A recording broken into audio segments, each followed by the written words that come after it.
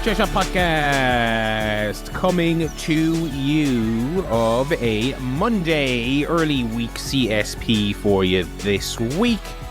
Got a jam-packed show for you as you would expect. It's your boys, it's Barry, it's Joe, it's Paul, here with the wrestling, here with the spooky movies, of course, you know to expect that. And a bunch of other fun and games lined up on the schedule. Now, I know we typically don't kick off with the wrestling reviews, obviously, unless it's a pay-per-view week, which of course it is not. But I think the wrestling TV has been really kind of spectacular the last couple of days. So we're just going to kick off with the reviews now. So we'll start with Dynamite. So Tupac Shakur comes out and he's challenging Biggie Smalls. Now, I didn't really think this would be the segment where they would also have to do the Benoit return, but he comes out. And he's kind of annoyed because those two are in like heaven, and he's like, I never get to go there. And then JFK comes out, and JFK is like, and he's kind of walking a little bit funny, and things start to lose a little bit of continuity there. But he's like, you don't deserve to be in heaven. I like the Elvis Presley run-in where Elvis didn't look like Elvis for some reason. No, he kind of like a guy dressed up like Elvis a little bit. Kind of. I think that things got confused there.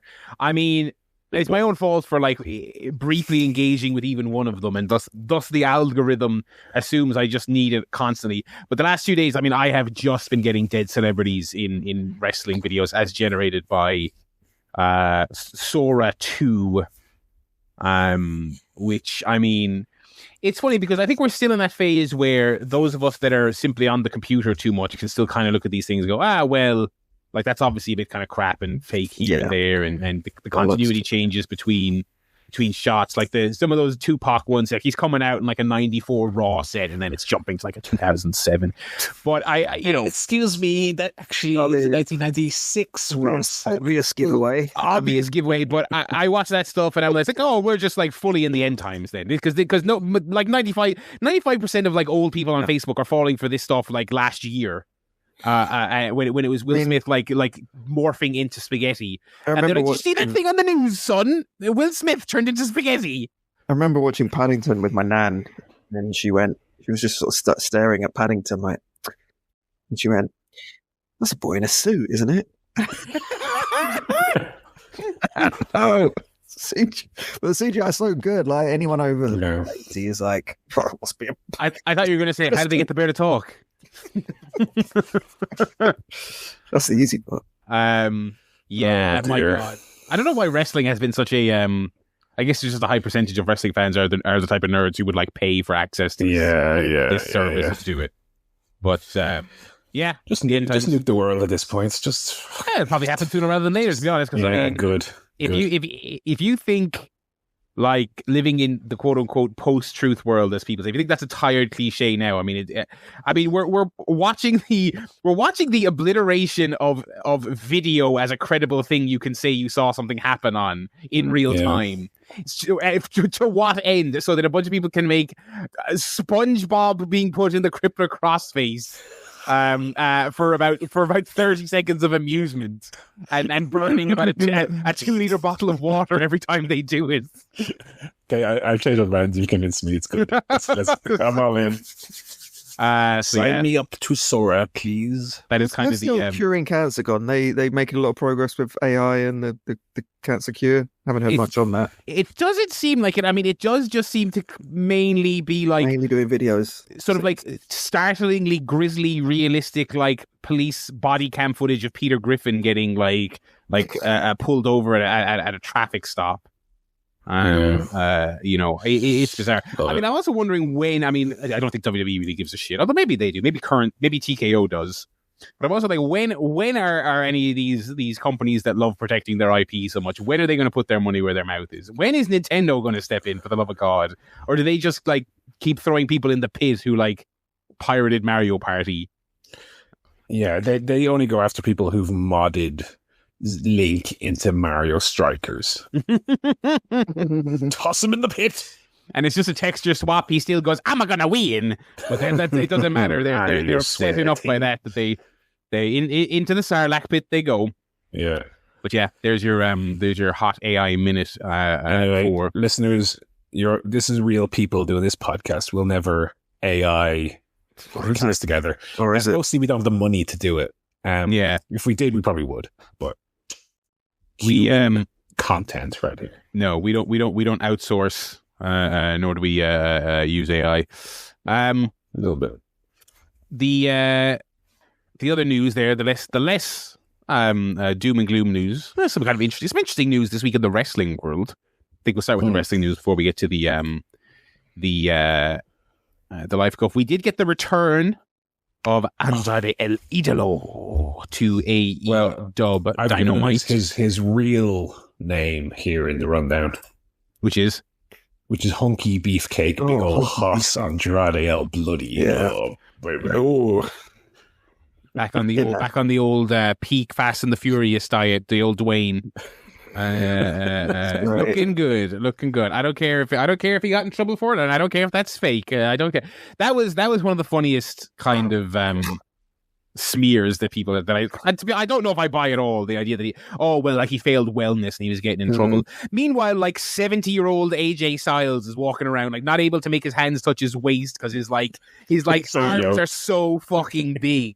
Brock Lesnar has a fucking Brock Lesnar. I know we try not to talk about WWE, and I certainly had no interest in talking about the Brock comeback match, but he has never been that cut in his entire fucking life. I mean, but they're just but Andrade is the one guy over there who broke the rules.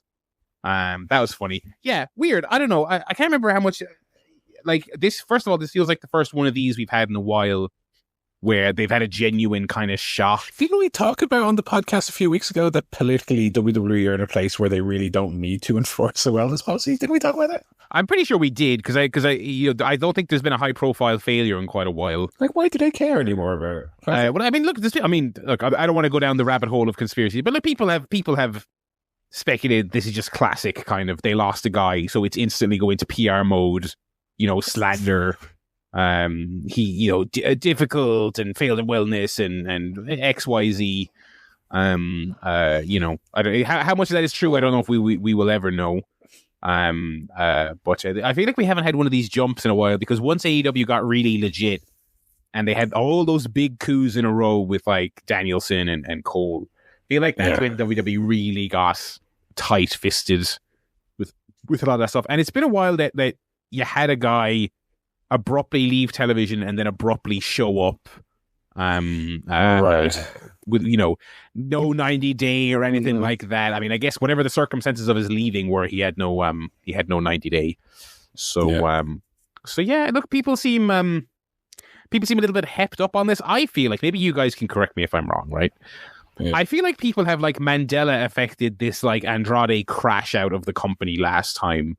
Yeah, that I don't think really happened. Listen, I'm not counting slapping Sammy Guevara, all right? I'm just not counting that because half the roster's done that, so that doesn't count as getting in trouble in my eyes. When was that even? When he slapped Sammy? He did the Sammy thing? Yeah. The Sammy thing would have been early last year, I want to say, because he was gone by the end of 2023. Oh, sorry, 23 I'm thinking of. Sorry, it would have been early 23 because he finished the C2. I looked up here, Sports Illustrated, Andrade El Idolo, Sammy Guevara involved in legitimate physical backstage altercation, October 2022. Oh, was it? Okay, so that was ages ago. Yeah, that was ages. It was a full year before he left the company. And that was also Eddie had that and blah, blah, blah. Anyway, because if you'll recall, he was in the C2.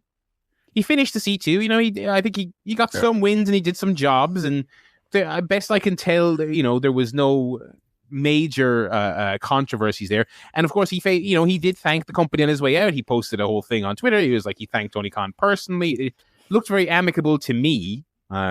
He was not a he was not a straight jacket photo shoot guy, to the best of my knowledge.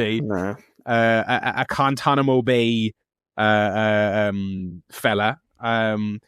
I don't know. I feel like this. I mean, he obviously had a little pop at Meltzer, which is, I mean, that's just that everyone just does that these days.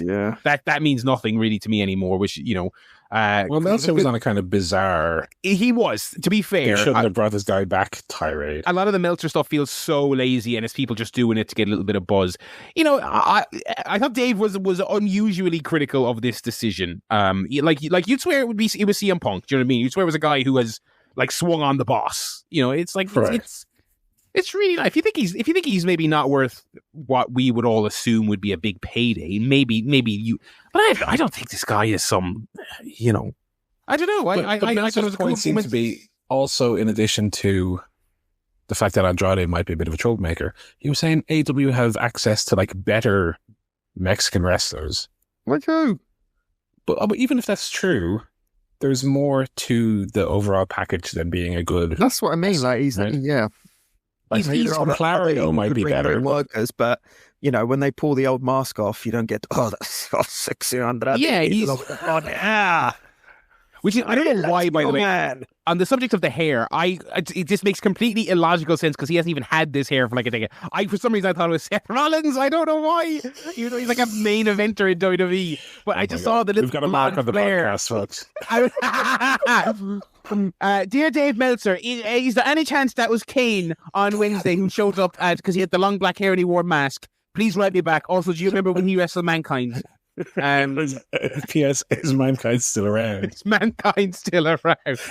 Still not got a reply to that, I'm afraid. I just couldn't. For some reason it was a half a second, but I was like, yeah. Anyway, yeah. I mean, because he's like he's different from a lot of the. He's he's obviously he's unmasked. He's had now like half his career he's been unmasked. He's charismatic, you know. He doesn't necessarily have the great English promos. Those never really came together, but he's charismatic in other ways. And I think his style as well. He doesn't do a classic lucha style. He's like kind of a technical brawler, which is kind of all the Mexicans or Latin wrestlers we see in AEW, it's kind of atypical of them. And it's a little bit for better or worse. He does the kind of NXT big match style as well, which is the other thing I think people are underselling a little bit. Like, you know, he was a big star during that hottest period of NXT. That was the punching way above their weight, you know, selling 15,000 tickets when they were on the network, you know. Yeah. So that appeals to a certain demographic of fan as well. Yeah, I really don't think my one thing with him would be is we said this like months ago when he originally left the company, was I actually thought, whether he would agree or not, I thought his push was pretty much perfect last time in AEW. I think he's slotted very nicely as one of, not the top guy, he's not Takeshi or Fletcher, but just below the Fletcher tier in the Don Callis family, a guy who, you know, can do a match with a Kenny Omega once in a blue moon. He doesn't win, obviously, but, you know, can challenge for the title maybe on a big TV show. I think that is a perfect little slot for him. You know, and maybe it'll all blow up down the line, and the detractors will be right. But I thought it was a cool moment, and I think him and Kenny will be a lot of fun. Yeah, I think we were always fans of his while he was around in AEW pre-leaving. Mm-hmm.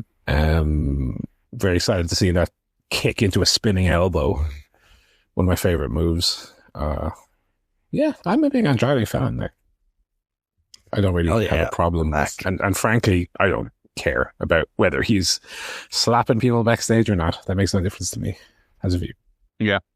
I mean, Sid nearly killed Aaron Anderson, for God's sake. What's a slap in 2025? Come on. As long as the scissors aren't involved, we're good. Elsewhere in wrestling news, we had the debut of El Hijo del Sting. Speaking of hunky beefcake. Speaking of hunky muscle men, yeah, he what was the match? It was a weird match. It was they pull up the indie. Him and JD Drake against Darby and Cross. Karrion Kross, yes, the big the other big free agent on the scene. Keep him away. Yeah, what a funny match. But you know, JD Drake, for you know, a solid veteran to be in there doing indie bookings with, to be working with. But yeah, this, for those of you who remember the you know, the two sons' briefs forays into AEW television, they both look insanely like their father. He is the one who looks like in 2K when you pick like the two different eras of the same character model for one tag match. He is the one who looks like he is just Sting parentheses 1992. He is the one who looks like that. I mean, he is the fucking image of his father. Big boy. Sting just needs to get him in. I'll do the spots where he beats his chest, Stinger splash. Mm-hmm. Like, this guy doesn't need to be a Mystico or, you know, like, he can just do the Sting stuff and have you know, be a Sting like, and I think that'll work for him. So hopefully he's decent. Yeah, we'll see. Certainly, He needs certainly that fire that Sting had. certainly seemed athletic. In that his brief forays. So there you go. Is the other son still doing Destiny streams? What was it? Yeah, I think it was Destiny. I think he's a big first-person shooter guy. So they're both carving out their own niche.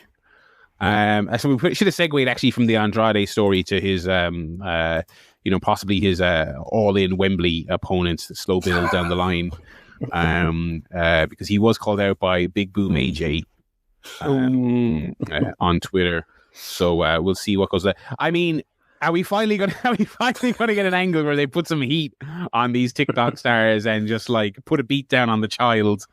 I don't know. FTR with a spike pile driver on the Rizzler, please. It's so funny this guy keeps coming back.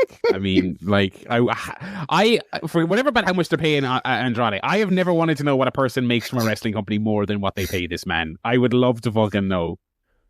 Oh, man.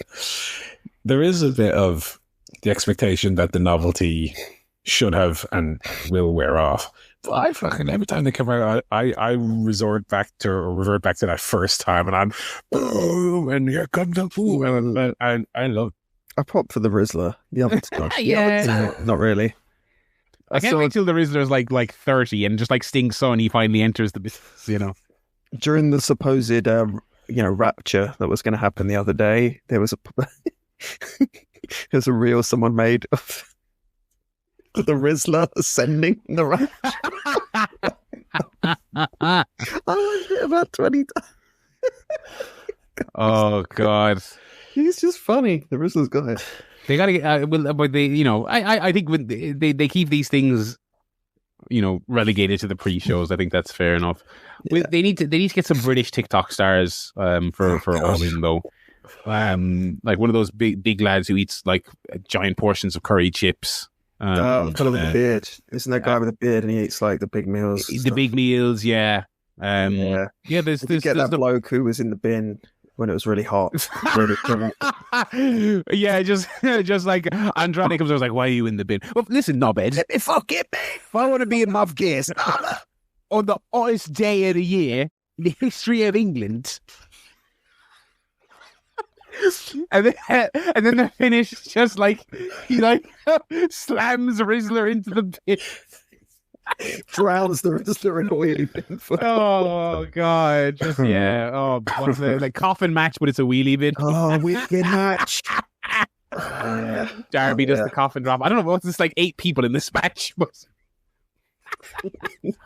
the first ever wheelie bin match. Oh, anyway, free ideas for you there, Tone. Free ideas. And I guess finally in the kind of wrestling adjacent news, we had the much anticipated theatrical debut of The Smashing Machine, starring old Dwayne The Rock Johnson, directed by one of them Safdies. Which one? Benny Safdie. And good reviews, good buzz for Rock. I mean, it seems like he's getting out of this what he wants, which is legitimate, believe it or not, Oscar buzz.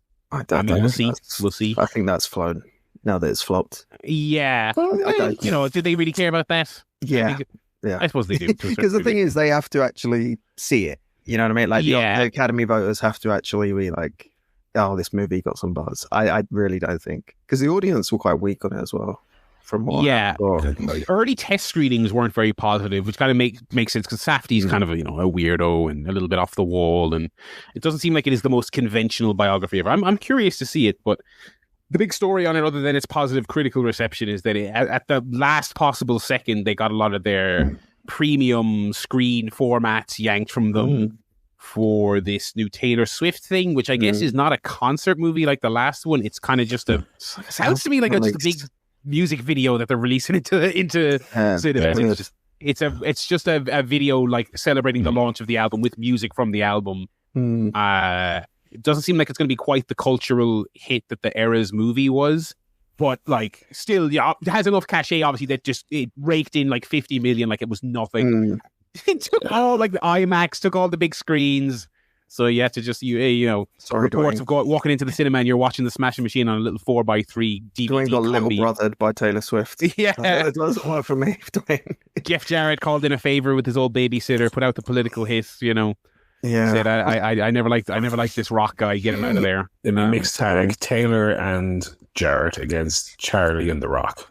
Listen, Yeah. WWE have done worse. Because when I saw the Smashing Machine, I thought that was the new Wallace and Gromit movie coming out. Smashing Machine, Gromit.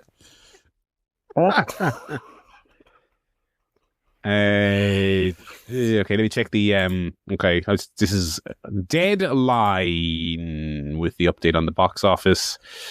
6 million opening weekend. 34 million for Tay Swift. And of course, not that this is going to be a massive film, but Tron coming out soon as well is also going to hurt a big Disney thing, also showing in IMAX and your fancy formats across the world. Under 6 mil for the Smashing Machine. Obviously not a gigantic budget, but coming in way under what. And because you think they wanted the opposite of what Rock wanted. He wanted an A24 movie. I don't think he really cared what it was. He wanted a well-respected little bougie movie where he could do real acting. I think they wanted a Rock-fueled box office. This is it, because he's still got. Apparently, the budget was 50 million budget. So it's not like huge, but for A24, it's a big budget. And that's because The Rock's still getting like his $20 million to do it. Yeah, it's like, do you want the Oscar or do you want to get paid 20 million? Like, yeah, you know what I mean, have your cake and eat it. It's like, again, I haven't seen it, but looking at the trailers and again, like Safdie, I don't imagine if you put a normal actor in that role, you probably would have cut that budget in half. It doesn't look like some kind of big over the top production. Obviously, it's got some big kind of fake crowd scenes and stuff like that. But surely they a third of that budget, if not more, was on Rock alone. But interesting. We'll see what comes up next for that movie. For Dwayne, what are we? 3 months out from Oscar season? Was it January? Saudi Arabia WrestleMania main event. I think that's. That's what's next in line for Dwayne. He hasn't done a formal retirement, has he? He hasn't. No. Because he was the final boss last time he was around. He's still the final boss. Yeah. Oh, he will be on. He will be on that. That is, if there's a bet going on that one, that is the easiest line in the world. Because they're going to want everyone that can possibly drag themselves into a ring. Yeah, The Rock certainly can. The Saudi Mania is going to look like those AI videos. It's going to be Cena. It'll be The Rock, John Cena, Ronaldo, Messi, Taylor Swift, Charlie XCX, in an elimination chamber. The fella in the bin from that funny TikTok. They're all going to be there. The Rizzler. The Rizzler. Oh, they'll poach the Rizzler. Alrighty. That's going to do it for the wrestling golf. How is the life golf for you, boyos?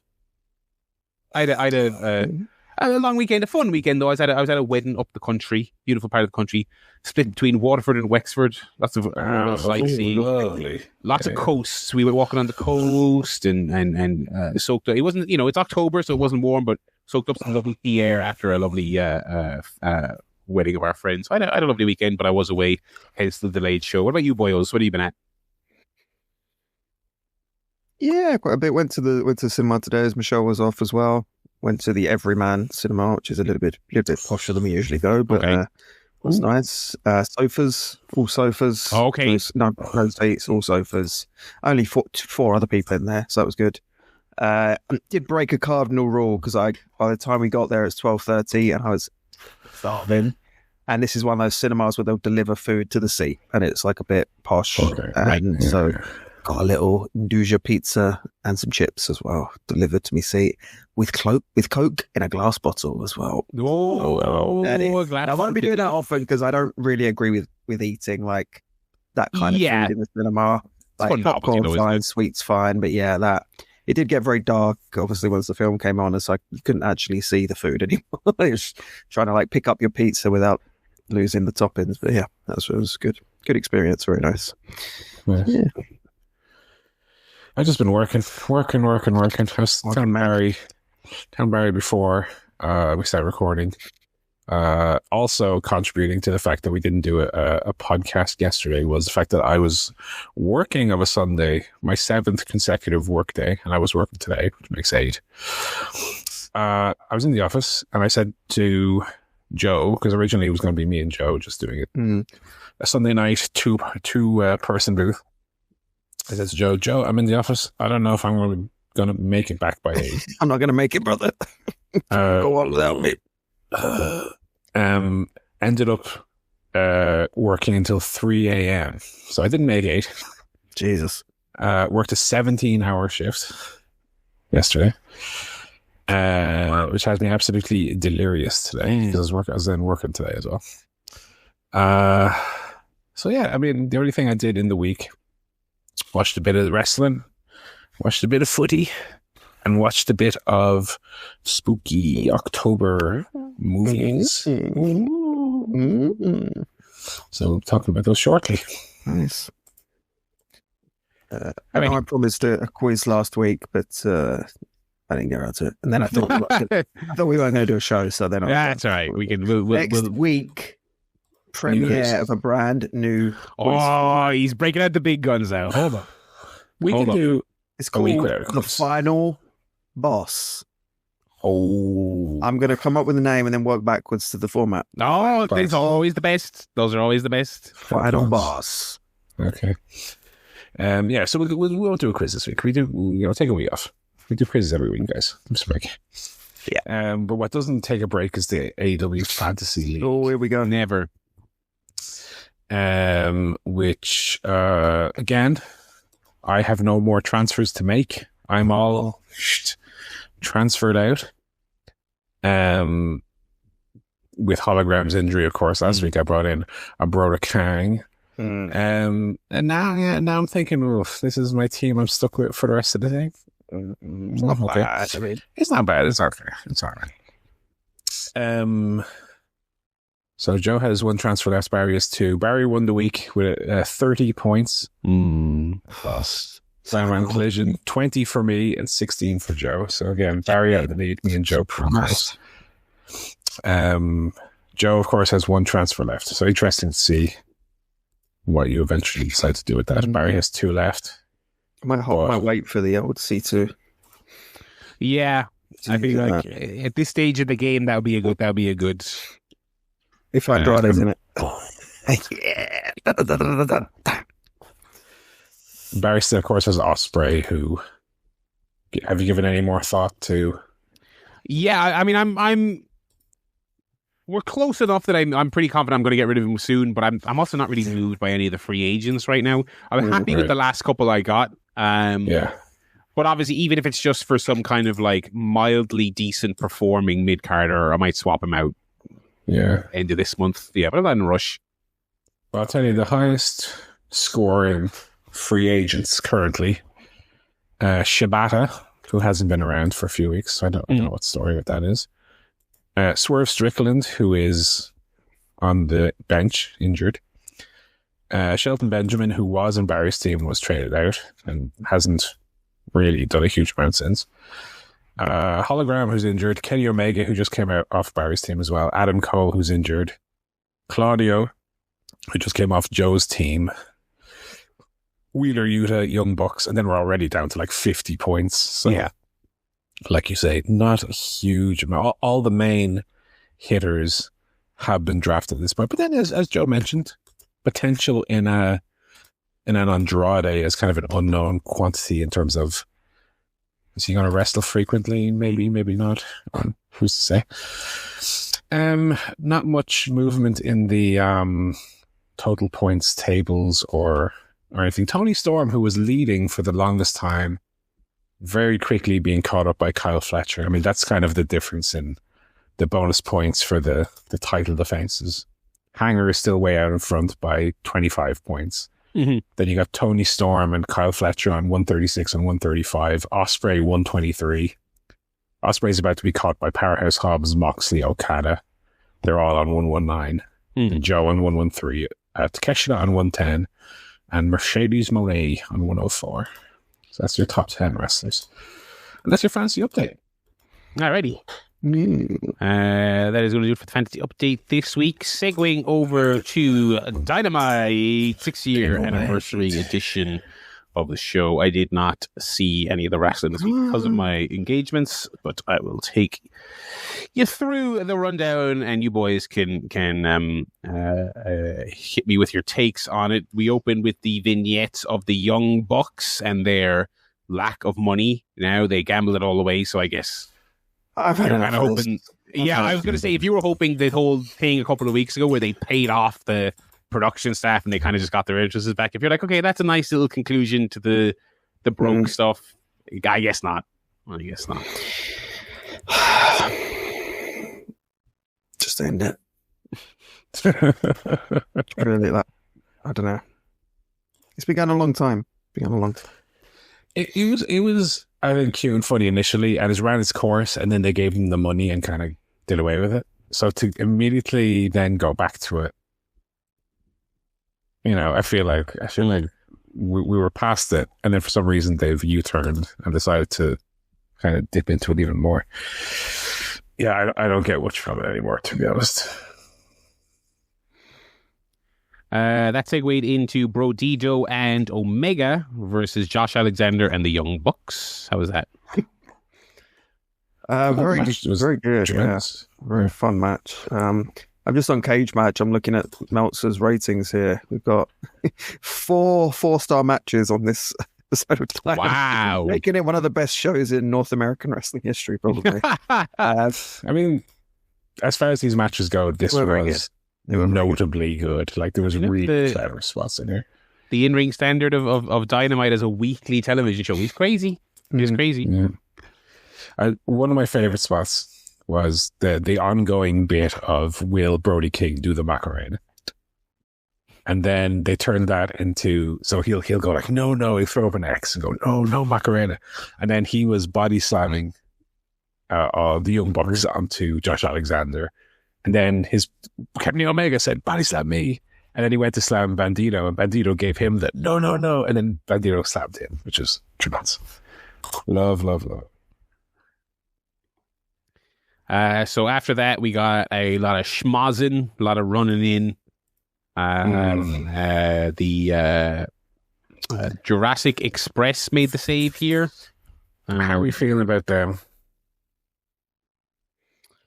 Bless you. Thank you. They've already defined kind of what they are now beyond just a sort of nostalgia reunion. You know what I mean? I need some kind of direction. But it can play out. It can play out. Yeah, they're not hitting the nostalgia, bit for me. That's because they're not doing the stuff. He hasn't ridden on the shoulders. They haven't done the. So, that's the point. What are they offering? They're not doing the nostalgia angle. Jack Perry seems to still be doing skateboard character. They're still doing. They're not doing the old stuff, but they're not really doing much new. I mean, Luchasaurus, I guess, throughout his journey with Christian and the Kill Switch name and all that, he ultimately hasn't changed much, right? He still comes out in the same mask, goes, "Roar!" Jack Perry, on the other hand, he's not coming out in loincloth. He's got the beard. He's got a knife on his belt for some reason. Yeah, as you say, it seems like so far they've just played the old music. The crowd go, ooh. But I mean, as you said, Joe, like, what is this? What is the new Jurassic Express? Because it just seems like they have plastered the old music on top of it, and they're not really a throwback to what they were. They, on the surface level, they are, but really they aren't. So until they have a match, I guess we don't really know what the point of this all is. It feels like, based purely on the pay-per-view and stuff, it kind of seems like they don't want to fully revert Perry to the silly little outfit and the boots and he wants to kind of retain some of that stuff he got being the scapegoat. it's kind of tough to do that when you're being the happy-go-lucky babyface team, you know. So I'm curious how this actually looks once they Yeah, it does feel a bit conflicting. They did a video package for 6 years of Dynamite moments. Great video package featuring the Codester, Mm. the Punkster. Mm. In a very clever way. The Sting. Oh, the campaign. Also, Andrade returned into Kenny Omega. Which Oh yeah, that's he was also in the video. Andrade, of course. Great video. A lot of little. Oh yeah, remember that? I'm glad they included the people who were gone. I think it's very WWE to not do that, and I always dislike that about them. I think Cody, especially. I mean, You gotta have Cody. You gotta have Cody. I mean, there's stuff that they omitted that I think, if you're doing a video package on like Best of Dynamite, you kind of have to have the clip of Cody getting the lashes. You know what I mean? Yeah. Or him in the ring, the COVID. Did they have that bit? Yeah. Was he in was that in the video? I didn't remember seeing that, but the first COVID where he's in the ring, you know, with the jacket on. Yeah. You know, there's a bit of that look, whatever about the current situation is, if you're doing a true reflection of what Dynamite was, you got to include that. Punk's a more interesting one because Punk was, you know, returned on a Rampage, and then for the latter half was a Collision guy. So in terms of Dynamite, I mean, I would really struggle to pinpoint super memorable. Not that Punk's run wasn't meant itself, but to point out like, oh, that was a really memorable Dynamite moment when Punk. Yeah, that's fair. Like I would say maybe Punk and Eddie Kingston, but then that was like a promo. I think that was a Rampage, wasn't it? I think the famous promo. Well? I think it actually was because again it was so early Rampage, and that was November, the Eddie thing. Yes, because they had that one pay-per-view match in Full Gear. Like the early Punk stuff was getting Rampage off the ground as like it wasn't a straight up divide like Collision, but it was kind of like we want people to watch this show. So yeah. Anyway, yeah. So glad they had those folks in there. As far as I can see there. Oh yeah. Well, I mean, I as someone who enjoyed Miro's TNT run, if you're making a video package, yeah. Also, probably doesn't help that was COVID. I mean, I think the only like COVID moment that's like worth showing is like the Cody Brody Lee chain match. Yeah. Nobody wants to see empty arena fucking even in a video package. Nobody wants to see that shit. I don't recall much Mariah May either. Oh, yeah, that's an interesting one. Which is a more interesting one. Yeah. Mark Briscoe promo on MJF, interestingly. So I guess we're not dropping that, even though this was a weird one. MJF, you talk about how I can't win the big one. Well, I'll let my friend have a shot at the title, and I'm cheering him on. So you're kind of right, in a way. Anyway, Mark. Odd promo. I was expecting he was going to say, you know, you're saying that I can't win the big one. I got my eye on the TNT title. Orange Cassidy's getting a shot, but whoever wins that match, I'm going to be right at the front of the queue. Or, you know, I'm coming. This is very fun. Kyle Fletcher defeating Orange Cassidy in the match, possibly supposed to have hologram at one point. Yeah. Very good. Very good.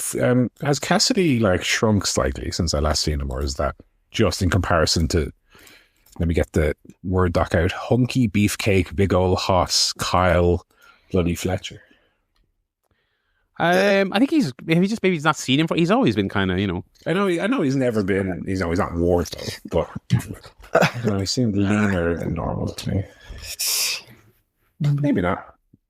The end of this match, hologram, quote unquote, came out. Weird black and red. Yeah, wearing a completely different outfit, and who they had just revealed was injured. But the commentators had to sell like they thought it was him. Which side is he on? Turned on Cassidy, and this is when they revealed that he is how did they? Because I didn't see the pronunciation. I saw him use clone. Are they pronouncing it clone? Okay, El Clone. Okay, so there you go. So again, this is They're going to reignite the Arames and Arez. Is that the two names? Yeah. So the career rivals going to reignite that here in AE dub again. And as we talked about last week, I'm getting the feeling the hologram thing might not be like a serious injury where he's out for a long time. I kind of feel like they just decided they didn't want to do the Kyle Fletcher match. Because if hologram's going to be out for a while, presumably you would not then debut the clone without hologram around to feud with, but we'll see. It was a weird debut. It just sort of petered out. It was weird because hologram wasn't there.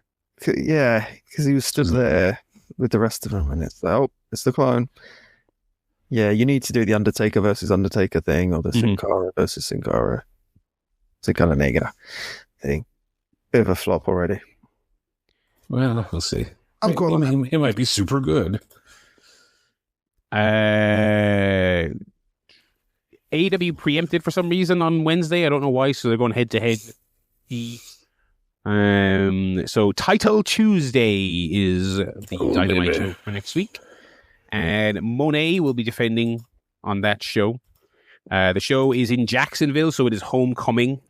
Homecoming Dynamite and Homecoming Collision. Yeah. So she's putting the TBS title on the line against someone from Florida, she says, because it's her first time in Daily's place.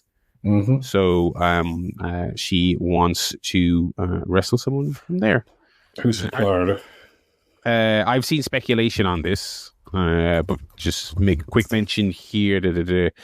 Harley came along. Okay, so Harley came along and said she wants to team with Monet for the titles. I don't know if that'll happen. I saw someone speculate that this could be. I thought this was a very interesting theory, because I don't know if they said this on the show or if she said this on social somewhere else, that it was a match a decade in the making. Ooh. And I saw people speculating that 10 years ago this week was the Iron Man match with Bayley in Full Sail. And of course, the very memorable moment in that match where Mercedes, of course, grabs little Izzy's hairband off her and makes her cry. Oh. And Izzy is an actual wrestler now. And is 21 or whatever she is now. I don't know. Yeah. And she's Florida based. So they could do that. That would be amusing. I don't think there's any. I kind of like we were talking about with the John. That was actually off air. We were speculating on the John Cena final opponent. Like, who else is out there as an interesting free agent who's based in Florida that they could do? There's not really any big. I'm trying to think of any recent departures from other places. I don't really know. I don't know where people are from. No, yeah. I mean, most wrestlers live in Florida because of the two companies being, based out of there in various degrees. But that's true. I don't anticipate it'll be any kind of ground moving match. Oh, hang on. Wait. Stop the presses. I've Googled Wikipedia category professional wrestlers from Florida. Go on. First on the list, AJ and Big Justice. Oh, God. Ooh. There we go. That's the answer. Who else is on here? I mean, a million people. Ava. She the Rock's daughter? The very same. Jade Cargill. Diamante is apparently from Florida. Alicia Fox. Mm-hmm. Alicia Fox is TNA, I think. Missy Hyatt. Probably not her. We've got TNA Knockouts champion and leader of their tag team for the Invasion show, an NXT wrestler, Kailani Jordan. Yes, yeah. Kelly. Lailani Kai. I'm trying to think. Would Kelly get a pop in AEW? Yeah, probably. If it was on the show they did Dynamite from this week, she would. Yeah, I mean, I feel like, yeah. The funny thing is about wrestling fans will pop for it doesn't have to be, and plus Kelly also still looks identical to how she always looks. So you wouldn't have, wait, who is that? You'd have to do like a cover of her song though. Jada Parker, CJ Perry, Bring her back. Yeah, I guess. Yeah. Terry Runnels. Terry Runnels. Okay. Sable. That's basically it. Okay. But had the trios match: Paige, Joe, and Hobbs versus the Bikeriders. So Joe is who the title match is going to be at the pay-per-view. Right. Mm-hmm. Okay. How'd you feel about that? I feel like it would need a strong undercard. I love Joe. I heard people singing this. I think the match would be fantastic, but like, why have we not been building to it for the last? Yeah, and it's kind of a. And he's been a world champion in this company, which I suppose helps. But, it's an older guy who was obviously a transitional champion, like once, It's a good it could be a good main event for a TV show. Like when Joe wrestled Mox, was it in the cage match earlier in the year? Was it Dynasty? For Dynasty? I can't remember. But yeah, I don't know. It's fine. It's fine. It'll be good. But give Hangman something to do. Yeah, it does feel like he's had a few of these. I mean, the MJF one was the first one, which fair enough. That was a lecture there. Yeah, Joe. Yeah, it feels like that. With the exception of your All In, feels like a lot of the main event world title matches this year have been kind of lacking. Like, it never feels like the AEW world title, again, with the exception of the Bills for All In, doesn't feel like the world title is really the focus of the show and feel like the most important thing of the show. Certainly here. Yeah, I think that is an issue. Just a really abrupt, out of nowhere Hangman disrespects Joe, or Joe, dropped my title. Or no, it just really, really did not feel organic to me. And so you're kind of going into a match which already feels a little bit lesser. Even the reason for the match doesn't feel fully appropriate. Yeah. So, a bit lacking on all sides. We did have various backstage promos throughout the night confirming that match will happen. So there you go. Oh, yeah. Samoa Joe did drop one of the best lines of the year when he said, what was the line he said? He was like, "It's the most sensical thing of all time," or something. so some good line. I forget what it is. Jesus. Let me see if it's in the rundown here. When Joe was interviewed. Oh, it's the most understood thing of all time. It's no surprise. It's no misunderstanding. It's the most understood thing of all time. Made me laugh. But Joe's great. Joe is, and also on Collision, I don't know if either of you watched Collision. I saw Collision in just today. There was one bit where the doctor was checking on Nick Wayne's ankle, and he was kind of shown from behind and only the side of his face kind of in the shot. He looked so much like Samoa Joe. I was kind of half paying attention. I was like, why is Samoa Joe wearing glasses and doing a promo with Nick Wayne? It wasn't him. I'll try and get a screenshot of it maybe at some point, put it on my Blue Sky. But yeah, this was a bit abrupt and a bit of a lame way to get into your world title match at a show that people need to pay money for. We had Tony versus Tay Mello. Okay, I'd imagine there was not much to this, Tony wants Statlander 1-on-1 after obviously losing in the 4-way, which of course was later accepted. The crowd didn't watch us during this. I saw that. I saw this clip. I don't know why I saw this clip, but I was like, are we still doing that? My God. I thought people liked Tony. That's what they do. Look, sometimes you just get an annoying crowd, Sometimes it happens. A WWE crowd. Yeah. Tony managed it very well, to be fair. GOA defeated The Swirl. They're getting a lot of TV time lately. Yeah. Bumping up the ranks a little bit. Hurt Syndicate came out. and they issued a challenge. So GOA versus Hurt Syndicate to a street fight in Jacksonville. So that Jacksonville card is looking good, to be fair. Looking good. Yeah, again, I think they're on a different night, so I think they're trying to load it up. Yeah, it is looking good. And Brodito versus Okada and Takeshita as well. So that'll be a lot of fun. Hook that into my veins, please. Double Jeopardy Eliminator match. Yeah. What does that mean? So, okay. If Takeshita and Okada win, they get a tag team title match. Sure. And if one of... Who's the other team? I already forgot. Bandito and Brody. Bandito and Brody. If one of them gets the pin, then that person gets a shot at Okada's title. So it's whoever wins the match, there's a follow-up effect. So I like that. It's all right. I don't like when tag teams have to fight to get a title shot, though, for a singles match, because that then they're competing against each other to win the match, which double jeopardy. Yeah, but why could they could? Oh no, wait, he's got both belts. Shit, he could defend like each of the belts against one of them. Yeah, he has 3 belts, so yeah, he could easily do it, and one for the cash.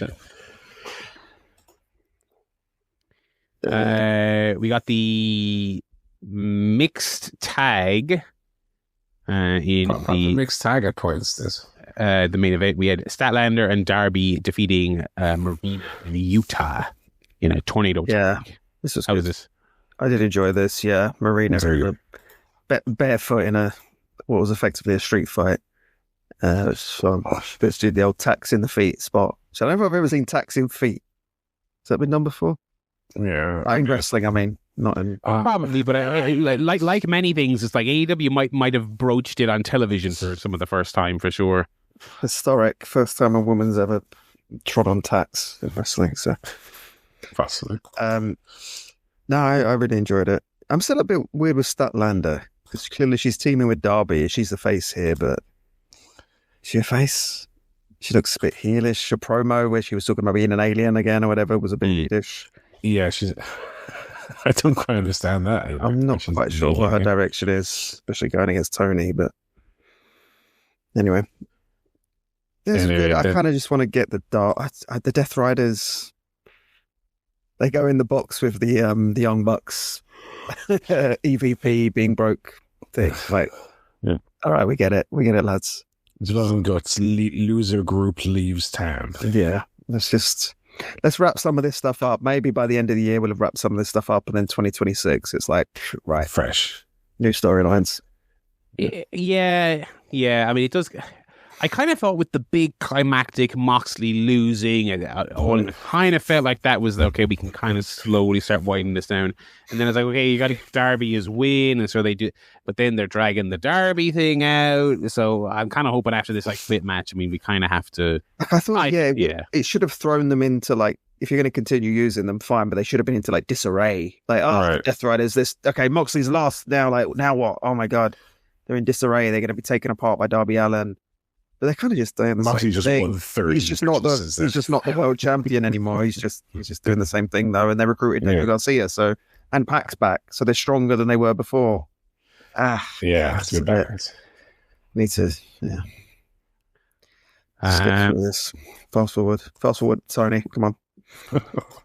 Sounds like a solid edition of Dynamite. Though some great matches. Yeah, it's very good. It's very good. I think this Dynamite cover is going to be even better. Be a banger. Go on. Any thoughts on Collision? Collision was one of those skippable ones. I'm afraid to say. Death Riders, to Joe's point, picking up another win. Moxley, Garcia, and Claudio.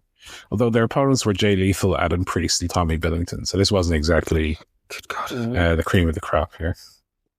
Matt Menard finally got a response out of Daniel Garcia. Daniel Garcia says, like, you're a loser. You're always a loser. And when I was with you, I was a loser. And now I'm winners. That makes me... Actually, what he said was, that makes me a winners. Which was funny. Patriarchy were backstage with Nick Wayne being checked out by what seemed to be Samoa Joe in glasses, but was actually a doctor. Apparently, Nick Wayne still another month month and a half, 2 months away from being cleared. Nick Wayne disagreed and they left to find the real doctor. Anna Jay and Jamie Hayter. Can we do something with Anna Jay? Can we give her a go? Give her a go. I feel like she got a decent couple of she got a couple of goals when the division was a lot smaller and God bless her, a lot worse. As we talked about, I think she's perfectly fine. I think, as we said last week, in the tournament, I don't mind her being on TV, Collision maybe, but I think the division has passed her by, and she obviously by all accounts, she was extremely proper fresh out of training school when they first debuted her. She's been on TV for 5 years now, and she's still kind of hook syndrome. The old hook thing. And she's been as we've said, she's been lapped by new people like Tekla and Amanada and stuff. So good to have her around, but I as a name in a tournament where she probably goes out in the first round, I would say is she strikes me as a potentially good heel. Yeah, I liked her stuff in what was that, the Dark Order? She was the heel woman in that. Dark Order. That was fun. I think she'd be a sneaky good heel. Anyway, Hayter obviously beat her with that. Yeah, Haterade. La faction ingobernable. So last week we had Cowpoke Pete in action on Collision. Mm-hmm. This week, Cha-Cha Charlie and Shane Stetson. Was this WrestleMania I'm watching? Collision. Even Dark, AEW Dark wouldn't have had this level of Cha-Cha Charlie. Jobber on it, come on. Maybe Elevation, but not. I mean, I can't wait for Cowpoke Pete against Cha-Cha Charlie. I mean, fucking hell. Get the wallet out for that one. Eddie Kingston, Drilistico. Ooh, baby. I was very sympathetic to the Kingston Big Bill return thing. Mm-hmm. They've done nothing with Eddie Kingston since he's come back. And he's wrestling Drilistico on Collision, which sounds like another one that doesn't... I wouldn't be racing to watch that. What are they? I mean, people were clamoring for Kingston to come back so long. Main event of pay-per-views, people are chanting, we want Eddie, we want Eddie. You're on Collision, brother. It's almost like... I'm sure this isn't what's happening, but it almost feels like a Vince McMahon style. You got hurt in New Japan. I had to pay for it for you. So you're going to come back. You're going to get punished for a little while.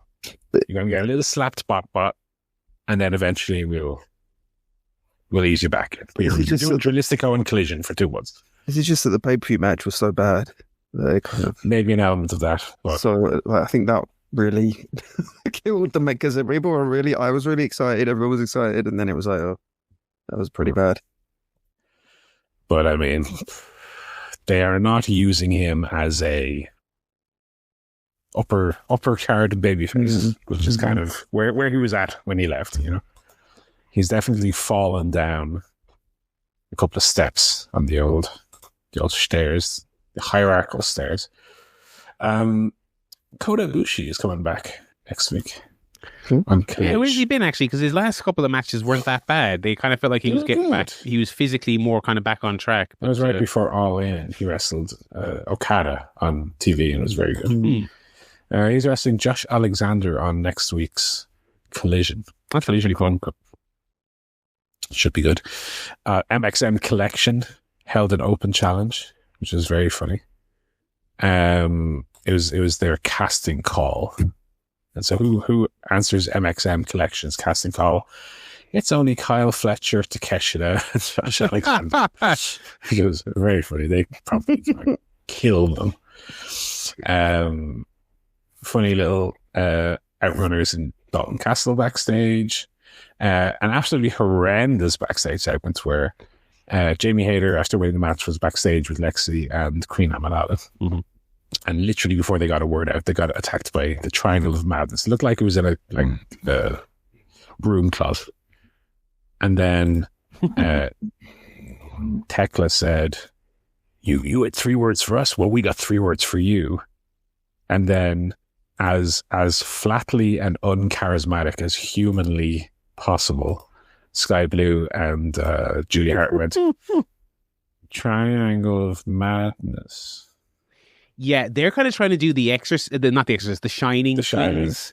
It's like, oh god, that's rubbish, girls. I mean, but there's lots of horror films. That's rubbish. I mean, it's wrestling. You got to be projected a little bit more. I think everyone's over the. But the problem is they do it for rubbish as well.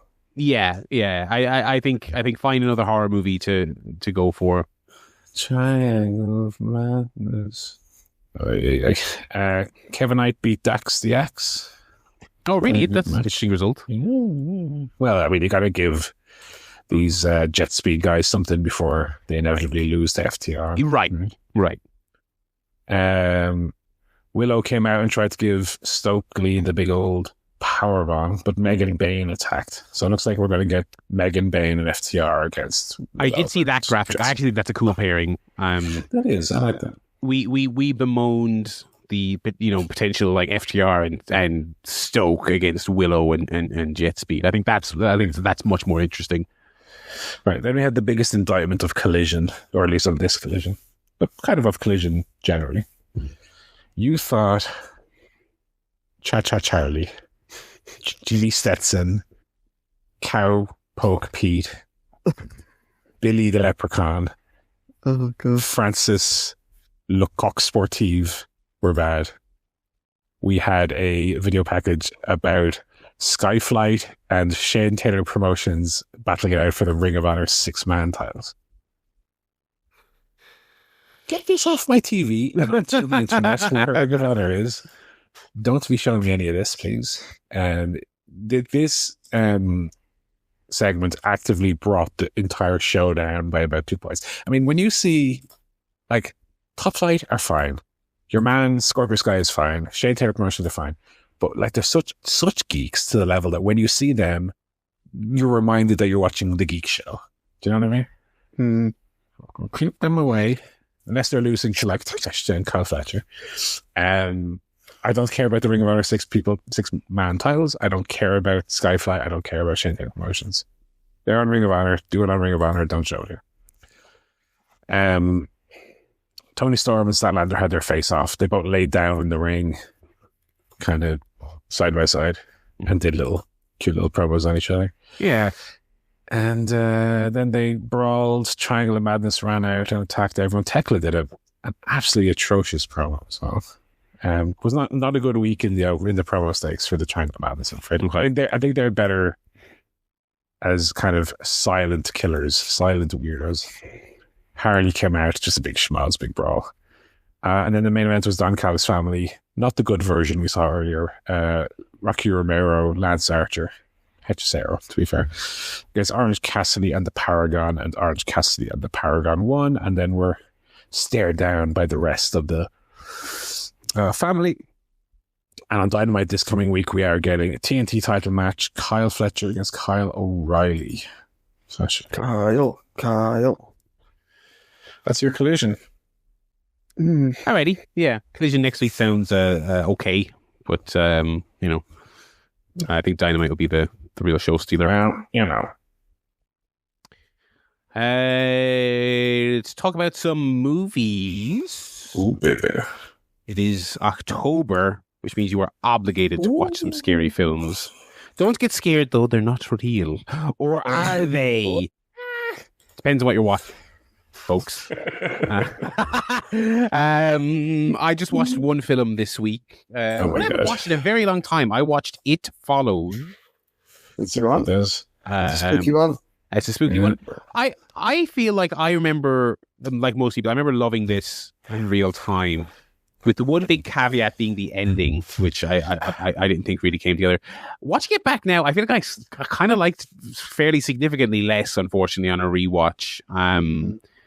I think it's a movie of very memorable peaks. So it's not terrible or anything, but there's a couple of scenes that really very, very memorable. It's very creative shots, a really nice score. But I kind of found that in between those peaks, it dragged quite a bit. Just kind of a lot of that friend group sitting around being miserable. I found in a way that was not as breezy as my recollection of the film. But ironically enough, I actually enjoyed the ending a bit more this time. The old pool scene, which I remember thinking was kind of silly in the years. I kind of liked it a bit more as a tense finale of this one, but still good. It came down a bit in my estimation, but a fun watch, and I'm intrigued for that sequel. I think that's it. Yeah, that's the one movie for me. What about you boys? Oh, it's a long time since I've seen It Follows. I have it on Blu-ray. I might have to give it a spin. Isn't there a sequel being thrown? Yes. Yeah, the same guy is coming back. Still coming out? Yeah. They finally trusted him enough to make another movie after he made Under the Silver Lake, which was a worse than Smashing Machine at the box office. Yeah. Actually, a very good movie that I like quite a bit. I watched a couple of spookies as well. I watched Together. Yes, okay. Dave Franco and Alison Brie. They're a real couple kind of gimmick movie. And I thought it was a lot of fun. Oh, okay. It bucks the trend of wrestling real couples. Yeah. It bucks that trend for sure. Yes. Dave Franco is still a little hard to take seriously. Now, luckily, this is a movie that is almost as much a kind of comedy as it is a horror. Yes. Very, very funny. But, I mean, the bits... Dave Franco is still too, like, trapped in that... Yeah! He was the comedic one of the Franco brothers, like the... I'll never see it as anything other than that little, like, 21-year-old stoner. Yeah. You know, whoa! Alison Brie, very good. Movie, very good. Yeah, I thought it was very enjoyable. There's one bit at the very end.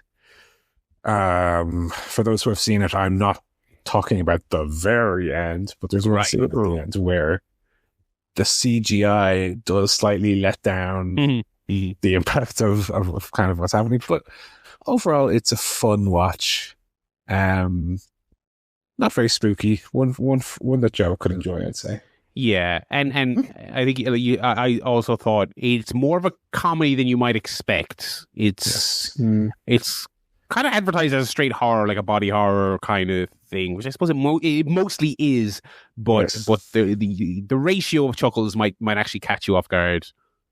And it's funny. It's not. It's definitely more hits than misses in the comedy lane as well. Speaking of dark comedy horrors, I then watched Death of a Unicorn, the Jenna Ortega, Paul Rudd, Richard Grant. Also, 2025, I believe, release. Big old pile of shit.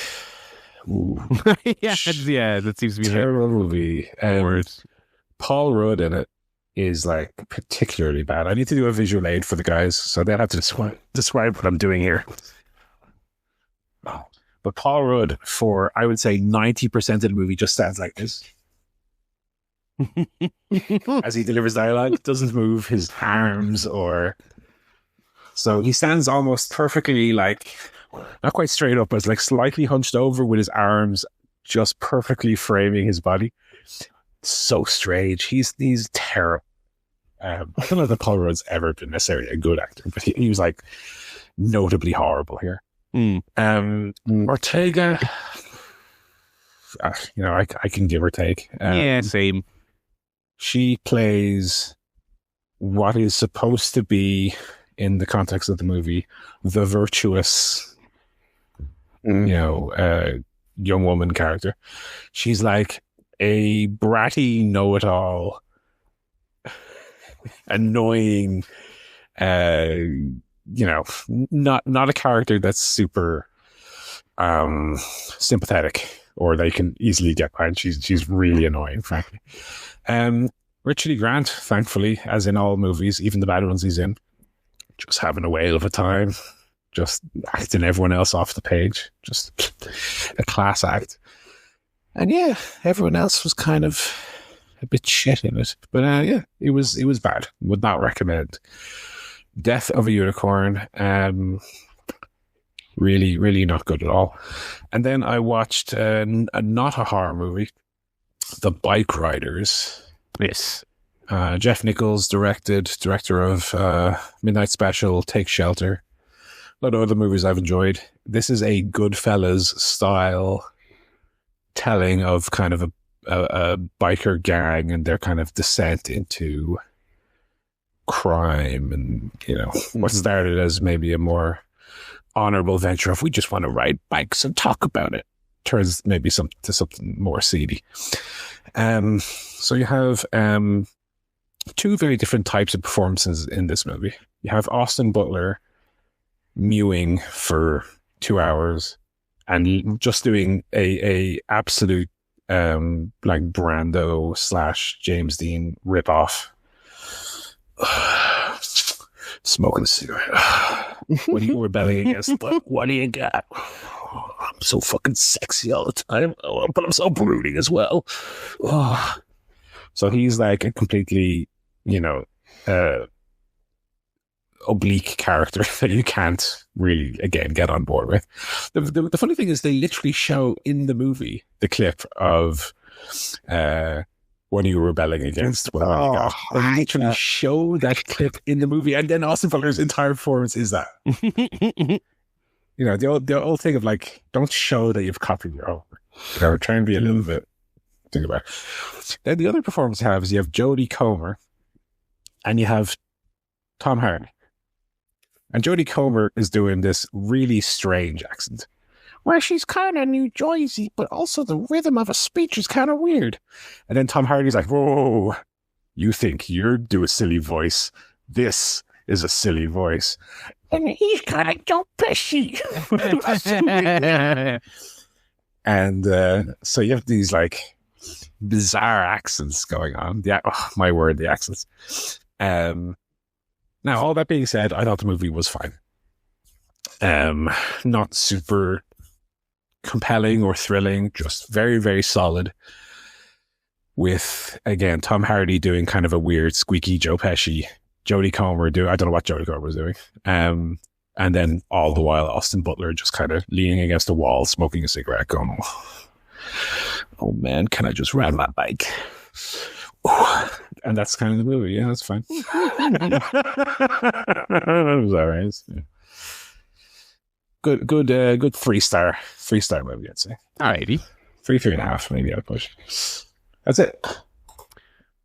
Oh, well, speaking of movies, sort of one at the cinema today, as I mentioned, which is called All of You, which is a film written and starring Brett Goldstein from many things, including Derek and Ted Lasso. Yeah, he stars in it. It's a kind of rom-com with a very light kind of high concept to it. So it's him and Imogen Poots as the kind of main couple. They're friends, platonic friends from university. She goes to take this test that exists in this world that kind of guarantees to locate your soulmate. And so that's kind of the high concept element.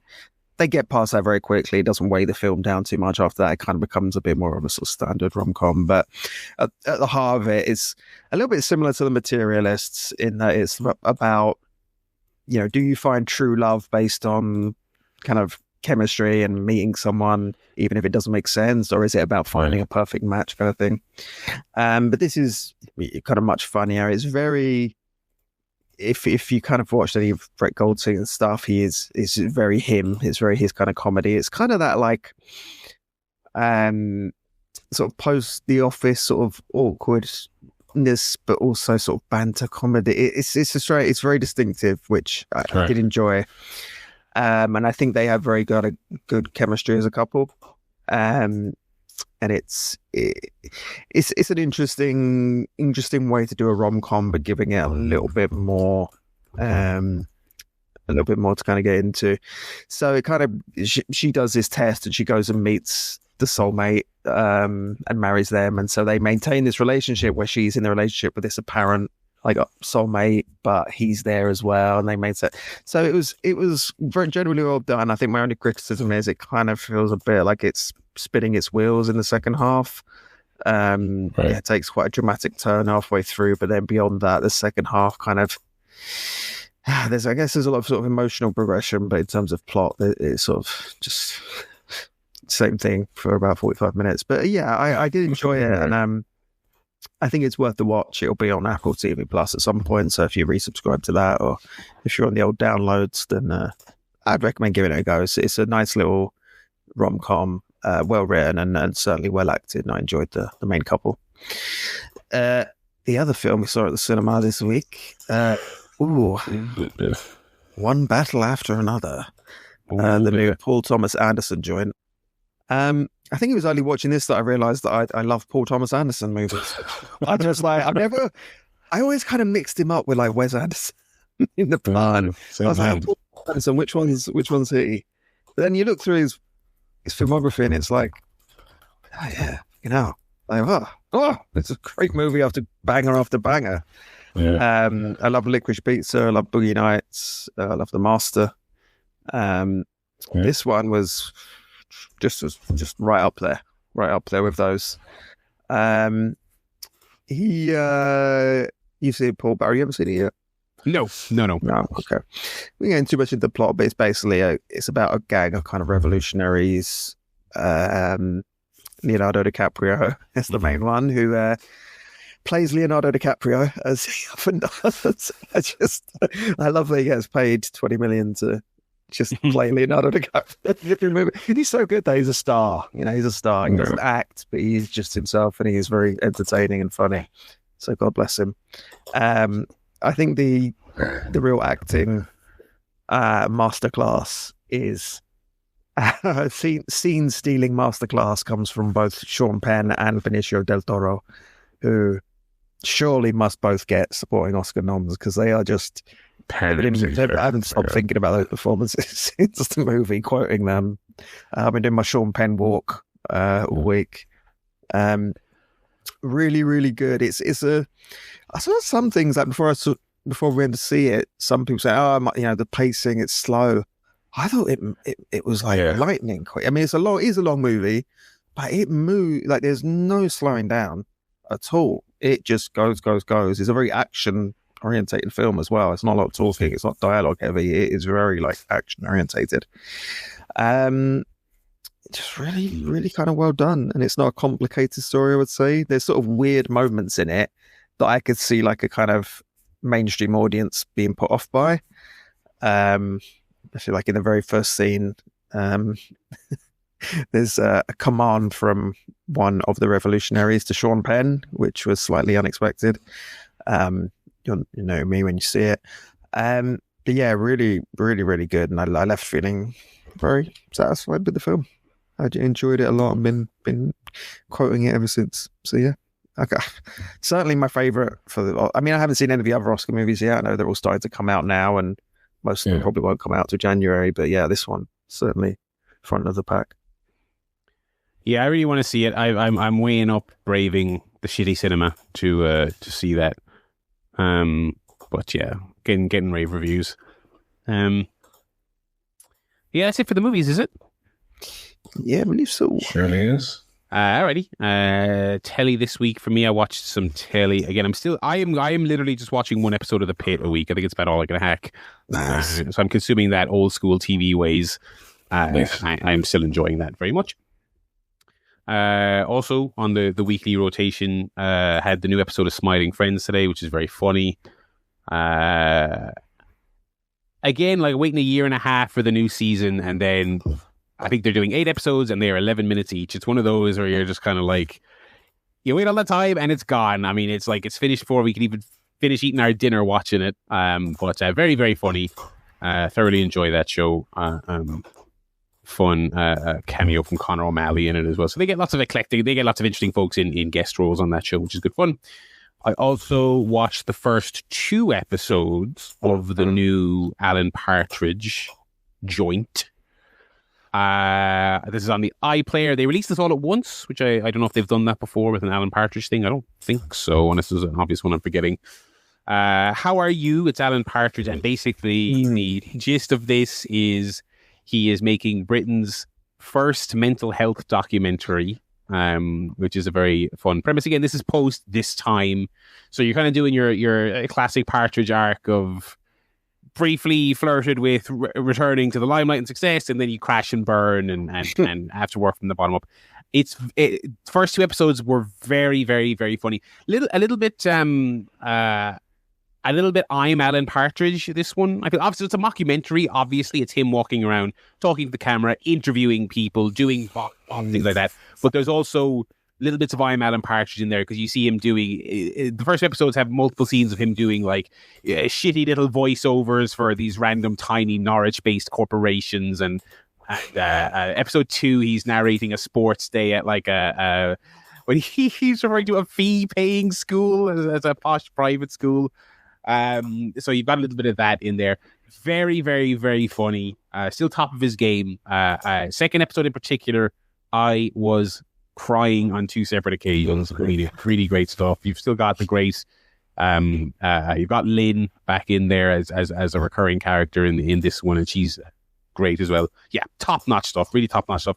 Out in its entirety now on the iPlayer, which is good. So I'm probably going to watch a bit more of that before bedtime. Yeah, that's all the telly for me. No telly for you boys. Yes. Just the old tasky. Was okay. After the all-timer the previous week, this was a bit of a comeback. Have you seen this as well? Very strange editing. Very choppily edited. Yeah, I don't know. I didn't like the racing one. That was a bit tedious. No, yeah. That was one that felt like better in concept than actually to play out on TV.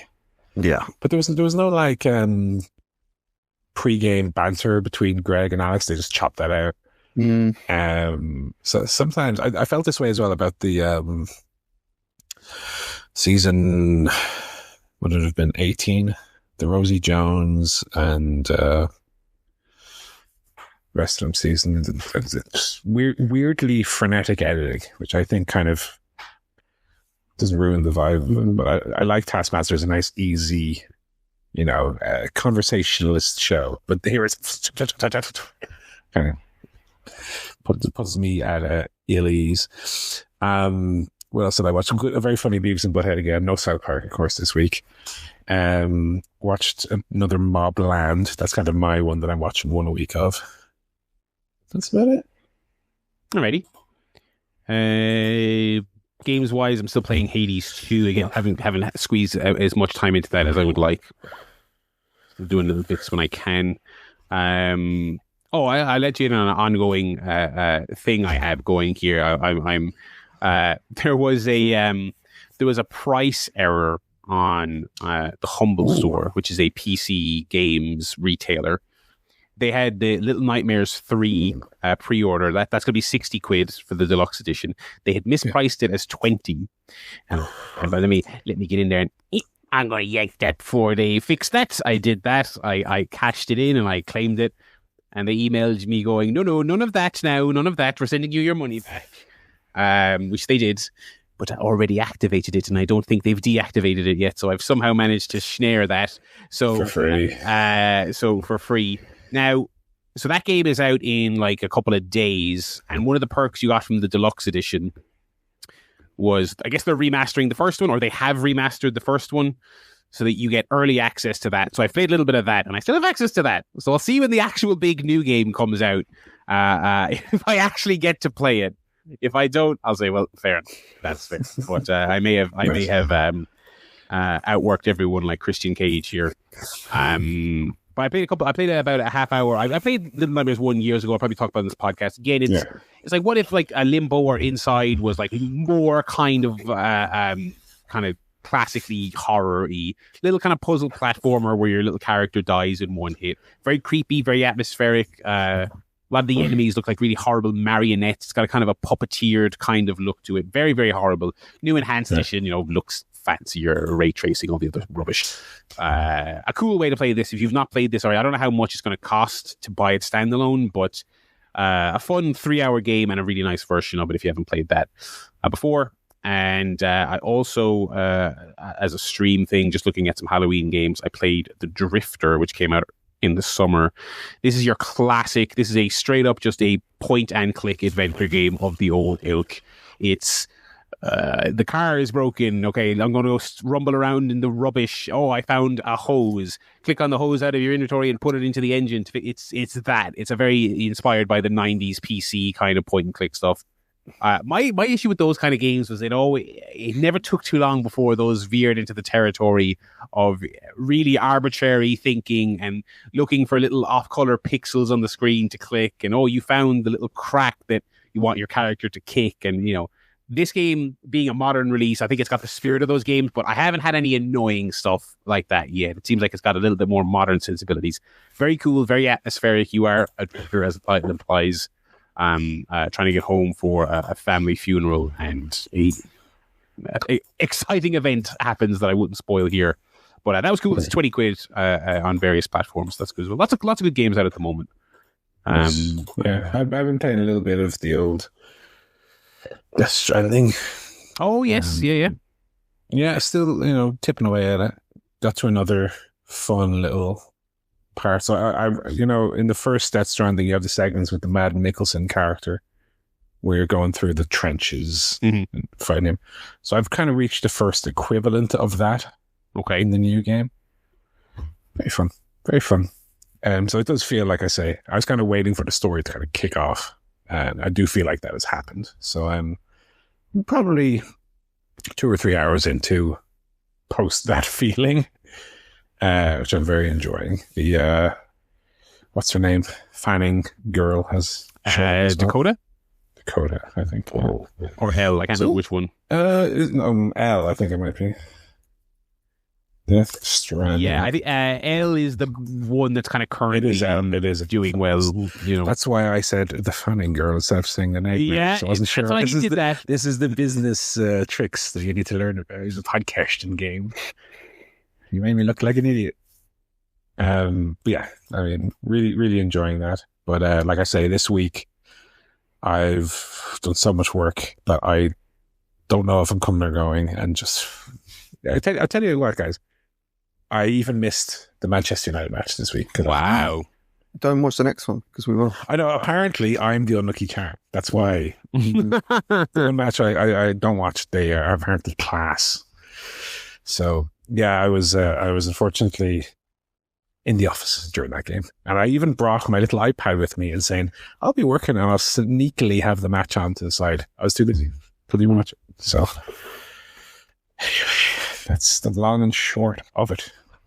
And of course, it's an international break, so another chance this weekend. Yeah. To get absolutely embarrassed and humiliated. Absolutely shut yet again. By, let's say, Bosnia. Portugal this week, I guess. Oh dearie me. Add another 5 onto Ronaldo's total, shall we? 47-year-old Ronaldo's going to put a couple of... Does he still play international? Does he? He sure knows. He won't. They don't want him to, but he keeps showing. It's not going to stop. They tried to get rid of him during, was it the Euros or the World Cup a few years ago, where they're like, you don't play anymore. And then they're like, actually... Actually, what? So that's it. Alrighty, that's going to do it for this week's show, pals. Thank you very much for listening. We'll be back next week with Title Tuesday and Homecoming. More spooky movies and games and TV shows and all that other stuff to come your way. So that's going to do it for this week. ChairShotPodcast.com is where you can go to pop us an email with your Halloween movie takes or recommendations, or also where you can weigh in on our Fantasy League, which is also updated on the website as well. So, with all that said, pals, thank you very much for listening. It's goodbye from me, Barry. It's goodbye from Joe. Goodbye, everybody. It's goodbye from Paul. Goodbye.